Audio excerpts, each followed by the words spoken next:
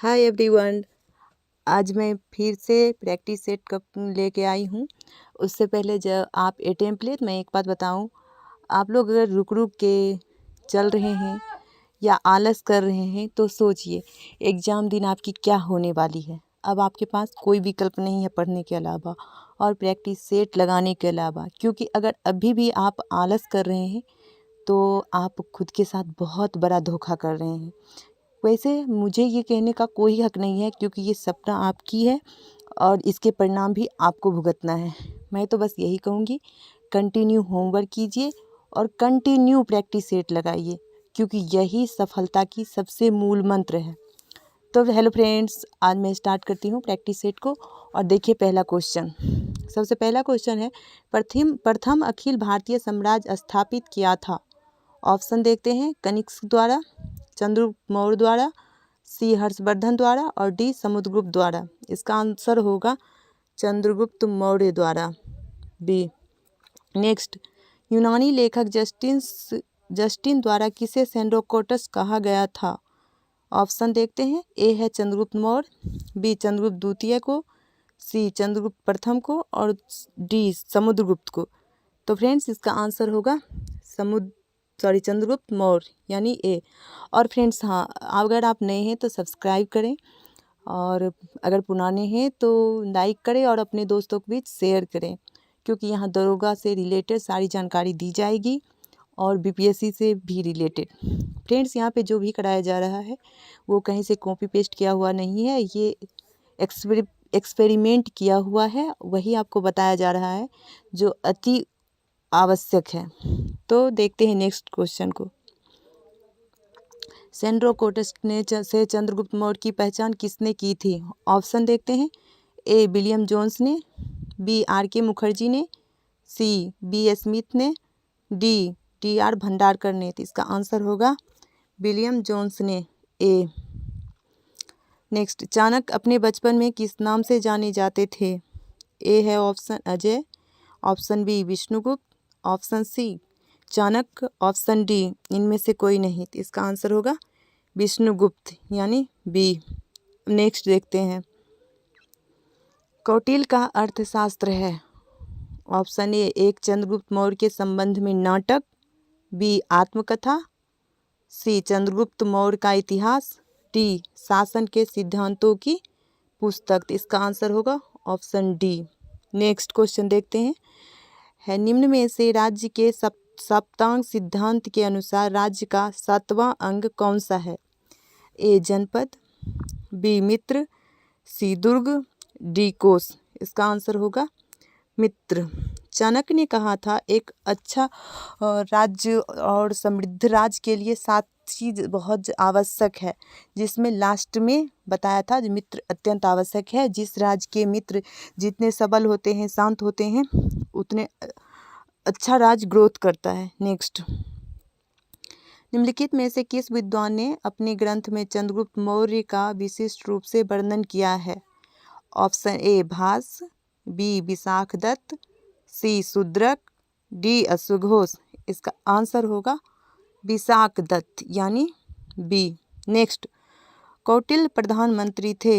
ए चंद्रगुप्त विक्रमादित्य के, बी चंद्रगुप्त मौर्य के, सी अशोक के, डी राजा जनक के। तो इसका आंसर होगा चंद्रगुप्त मौर्य के, यानी बी। नेक्स्ट, निम्नलिखित में से किसकी तुलना मैकियावेली के, यहाँ होगा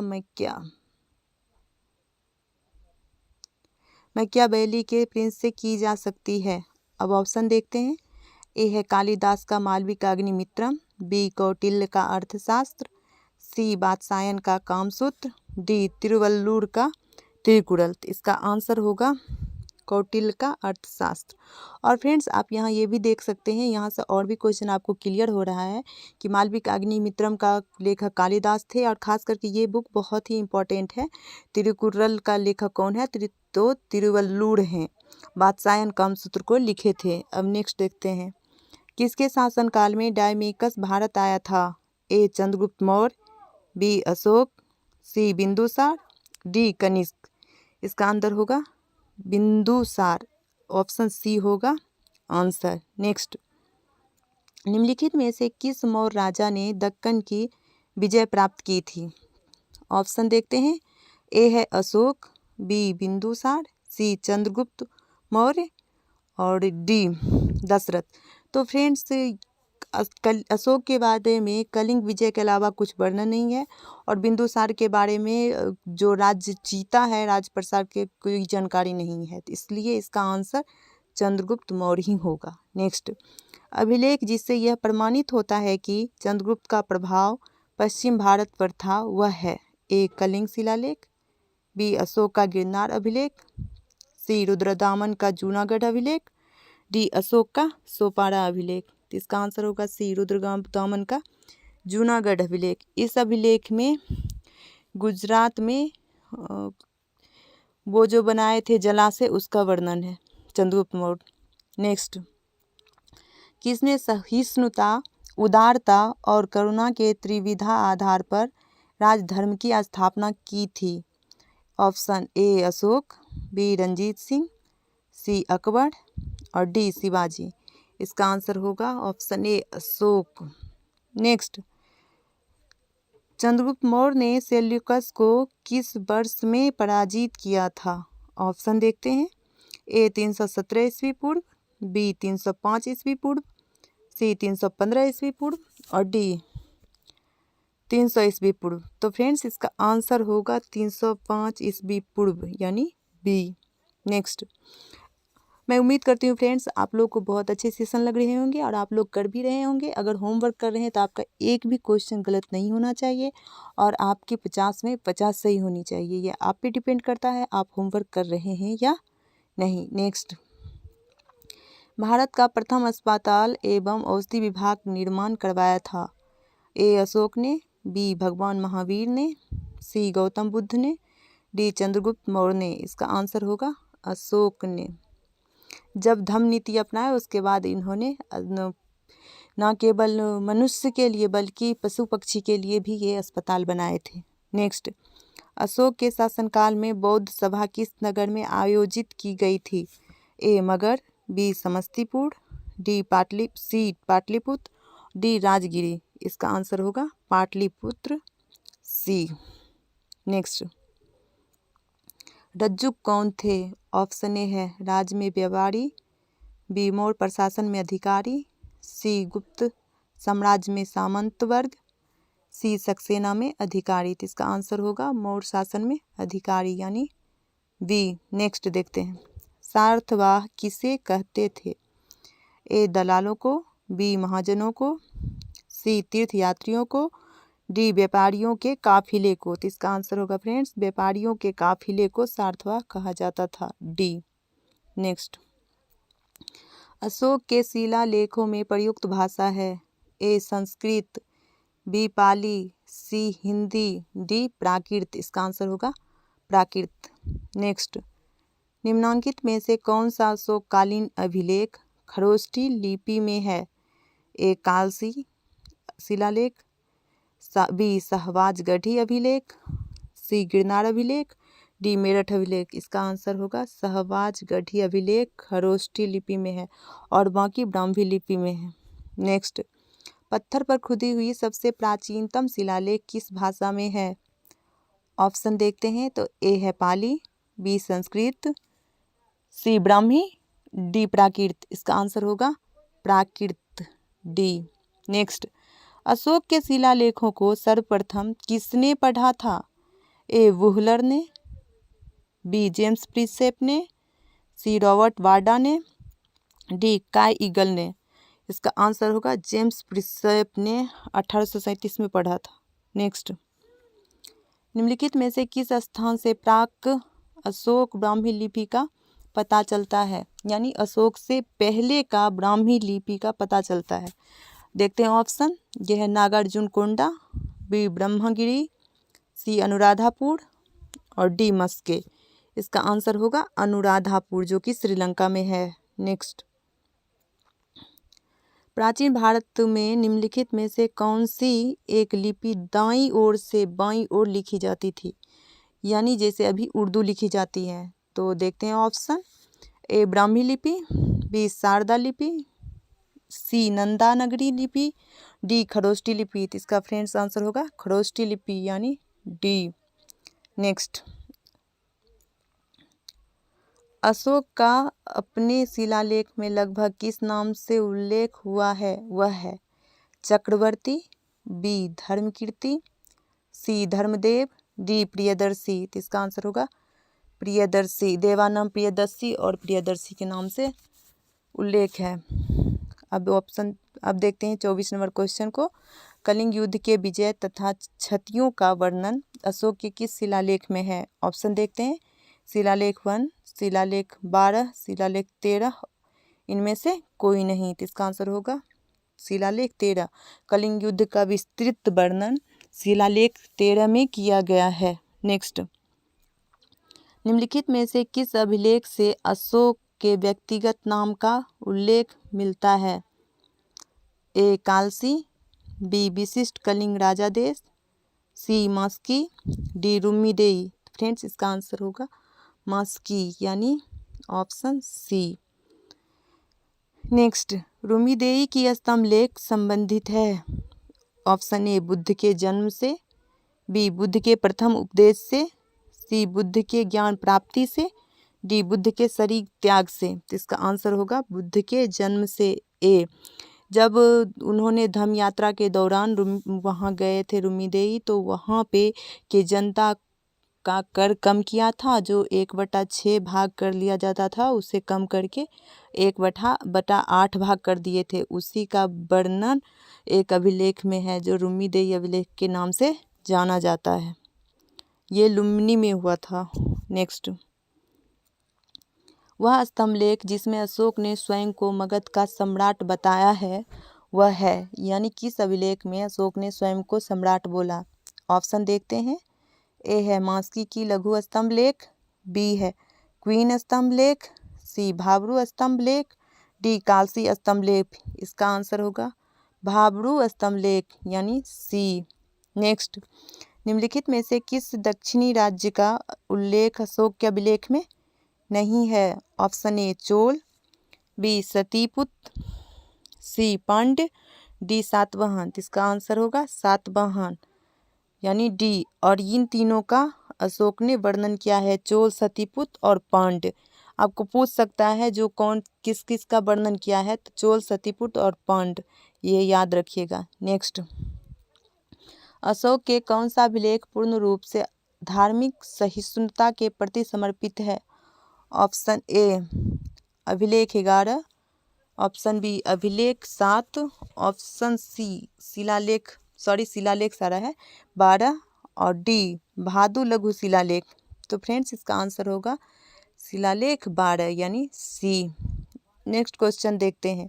फ्रेंड्स, बिहार दरोगा का एग्जाम की दृष्टि से अशोक के शिलालेख बहुत ज़्यादा इम्पोर्टेंट है और इसी टाइप से आप सारा फैक्चुअल देख लेंगे। चंद्रगुप्त मतलब मौर्य सम्राट से 1-2 क्वेश्चन तो आराम से आएंगे ही आएंगे। नेक्स्ट क्वेश्चन देखते हैं। निम्नलिखित में से कौन सा शिलालेख संगम राज्य के बारे में बताते हैं? शिलालेख 2, शिलालेख 12, उपरोक्त में से दोनों, इनमें से कोई नहीं। तो संगम राज्य की जानकारी शिलालेख 2 और 12 दोनों में है, इसलिए उपरोक्त में से दोनों होगा ऑप्शन सी आंसर। आप इसे बहुत अच्छे से याद कर लेंगे। संगम राज्य के बारे में किस किस में है, तो शिलालेख 2 में और शिलालेख 12 में। नेक्स्ट क्वेश्चन देखते हैं। अशोक के समकालीन तूर्मय कहाँ का राजा था? ऑप्शन देखते हैं, ए मिस्र, बी मैसिडोनिया, सी कोरिया और डी सीरिया। तो फ्रेंड्स इसका आंसर होगा मिस्र। नेक्स्ट, निम्नलिखित में से किस राजवंश के शासकों के सुदूर देशों जैसे सीरिया एवं मिस्र के साथ राजकीय संबंध थे? ए मौर्य, बी गुप्त, सी पल्लव। इसका आंसर होगा मौर्य ए। नेक्स्ट, निम्नलिखित प्राचीन भारतीय अभिलेख में कौन सा एक खाद्यान्न को देश में संकट काल में उपयोग हेतु सुरक्षित रखने के बारे में प्राचीनतर शाही आदेश है? ऑप्शन देखते हैं, ए शाहगौड़ा अभिलेख, बी प्रयाग प्रशस्ति, सी अशोक का भाबरू अभिलेख, डी इनमें से कोई नहीं। इसका आंसर होगा शाहगौड़ा अभिलेख। शाहगौड़ा अभिलेख अकाल का सबसे प्राचीनतम साक्ष्य उपलब्ध करवाता है। नेक्स्ट देखते हैं, प्रसिद्ध यूनानी राजदूत मेगास्थनीज भारत में किसके दरबार में आए? ऑप्शन देखते हैं, अशोक, चंद्रगुप्त मौर्य और हर्षवर्धन। इसका आंसर होगा चंद्रगुप्त मौर्य। इन्होंने इंडिका नामक पुस्तक की रचना की थी। इसका आंसर हो जाएगा बी। नेक्स्ट, इनमें से क्या दंड दिया जाता था मौर्य काल में यदि कोई टैक्स को छुपाता था? अब ऑप्शन देखते हैं, यानी टैक्स छुपाने वालों को क्या दंड मिलती थी, ये पूछ रहा है। ए मृत्युदंड, बी सामानों की जब्ती, सी कारावास, डी इनमें से कोई नहीं। इसका आंसर होगा मृत्युदंड, यानी ए। यदि आप कर चोरी कर रहे हैं तो मृत्युदंड मिलेगी। नेक्स्ट, मेगास्थनीज ने भारतीय समाज को कितने श्रेणियों में विभाजित किया? ए 4, बी 5, सी 6 और डी 7। इसका आंसर होगा डी, यानी 7। नेक्स्ट, निम्नलिखित में से किस स्रोत में उल्लिखित है कि प्राचीन भारत में दास प्रथा नहीं थी? ए अर्थशास्त्र, बी मेगास्थनीज की इंडिका, सी मुद्रा राक्षस, डी वायु पुराण। इसका आंसर होगा मेगास्थनीज की इंडिका, यानी बी। मुद्रा राक्षस विशाखा दत्त की पुस्तक है। नेक्स्ट, वह स्रोत जिसमें पाटलिपुत्र के प्रशासन का वर्णन उपलब्ध है वह है? ए दिव्यावदान, बी अर्थशास्त्र, सी इंडिका, डी अशोक का शिलालेख। इसका आंसर होगा इंडिका। मेगास्थनीज की इंडिका पाटलिपुत्र के प्रशासन का जानकारी देती है। नेक्स्ट, भाग एवं बलि प्रचलित थी राजस्व के रूप में, सैनिक विभाग, धार्मिक अनुष्ठान और प्रशासनिक विभाग के रूप में। तो फ्रेंड्स, प्राचीन काल में भाग और बलि नामक कर थी जो राजस्व के रूप में लिया जाता था। नेक्स्ट, मौर्य काल में सीता से तात्पर्य है? ऑप्शन देखते हैं, ए एक देवी, बी एक धार्मिक संप्रदाय, सी राजकीय भूमि से प्राप्त आय, डी ऊसर भूमि। तो इसका आंसर होगा राजकीय भूमि से प्राप्त आय को सीता कहा जाता था। नेक्स्ट, मौर्य प्रशासन में राजस्व इकट्ठा करने वाले अधिकारी कहलाता था? ए अंतपाल, बी समाहर्ता, डी प्रदेष्टा और डी रज्जुक। इसका आंसर होगा समाहर्ता, यानी बी। फ्रेंड्स, आप लोग अच्छे से लगाइए और अपना स्कोर भी शेयर कीजिए और देखिए आपकी अगर एक भी गलती हो रही है तो क्यों हो रही है, क्योंकि सुबह सुबह तो हमने आपको टॉपिक दिया था पढ़ने के लिए। अगर आप धोखा कर रहे हैं तो मेरे साथ नहीं, खुद के साथ धोखा कर रहे हैं। इसलिए ईमानदारी पूर्वक लगाएं और अपना स्कोर ईमानदारी पूर्वक शेयर करें। ऐसा नहीं कि दिखाने के लिए 100 में 100 कर दें। ठीक है फ्रेंड्स, तो नेक्स्ट क्वेश्चन हम देखते हैं। मौर्य काल में शिक्षा का सर्वाधिक प्रसिद्ध केंद्र कौन सा था? ए वैशाली, बी तक्षशिला, सी नालंदा और डी उज्जैन। इसका आंसर होगा तक्षशिला। नेक्स्ट, निम्नलिखित में से कौन मौर्ययुगीन अधिकारी तौलमान का प्रभारी था? ए पौतवाध्यक्ष, बी सीताध्यक्ष, डी पन्याध्यक्ष, डी सूनाध्यक्ष। तो इसका आंसर होगा पौतवाध्यक्ष, जो मापतौल से संबंधित था। और सीताध्यक्ष भूमि का जो था, भू राजस्व से रिलेटेड। ये जो सूनाध्यक्ष था ये बूचर खाना ये करता था। ये पंकोदक सन्निरोधे मौर्य प्रशासन द्वारा लिया जाने वाला जुर्माना था।